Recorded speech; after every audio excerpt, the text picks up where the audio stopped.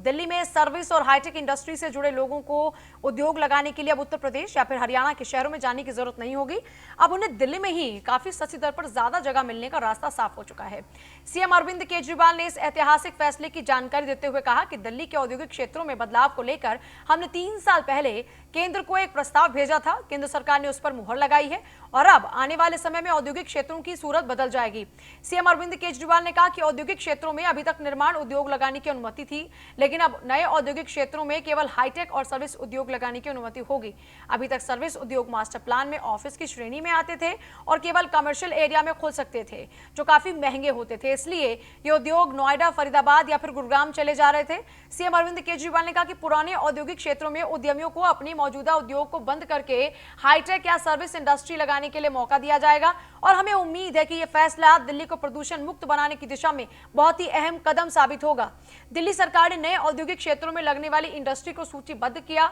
अरविंद केजरीवाल ने कहा, नए औद्योगिक क्षेत्रों में सॉफ्टवेयर इंडस्ट्री लग सकती है, इसके बहुत से कार्यालय यहां खुल सकते हैं।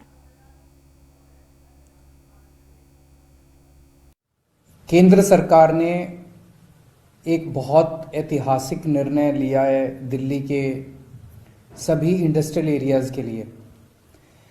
हमने कुछ साल पहले ये प्रस्ताव केंद्र सरकार को भेजा था और अभी 1-2 दिन पहले केंद्र सरकार ने ये नोटिफिकेशन जारी किया है। इसके बाद दिल्ली के जितने इंडस्ट्रियल एरियाज हैं उनकी सबकी पूरी तरह से सूरत बदल जाएगी। अभी तक दिल्ली के अंदर इंडस्ट्रियल एरियाज में मोटे मोटे तौर पे मैन्युफैक्चरिंग एक्टिविटी अलाउड होती थी। तो बहुत सारी मैन्युफैक्चरिंग इंडस्ट्रीज लगी हुई हैं दिल्ली में। आप देखते होंगे सरिये बनाने की, स्टील की, प्लास्टिक की, किस्म किस्म की मैन्युफैक्चरिंग इंडस्ट्रीज दिल्ली के अंदर, दिल्ली के इंडस्ट्रियल एरियाज में, जो बहुत ज़्यादा पोल्यूशन फैलाती है। आप देखते हैं वहाँ पे कितना, अगर किसी भी इंडस्ट्रियल एरिया में चले जाएं तो कितनी बुरी हालत वहाँ देखने को मिलती है।